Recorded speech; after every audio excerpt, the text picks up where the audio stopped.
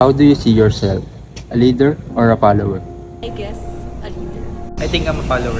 I'm a follower. I find myself in both roles. I'm a follower. Surprisingly, surveys shows that 90% of individuals do not view themselves as leaders, leaving only 10% confidently stepping into leadership roles. Why do you see yourself as a leader or as a follower? Because I set directions and inspire others to achieve their goals. I'm not assertive enough to lead, and it's easier to stay in the background. Being a leader sounds stressful. I'd rather follow someone else's lead and avoid pressure. Because sometimes I lead, sometimes I follow. It depends on the situation. It's because I'm comfortable following instructions.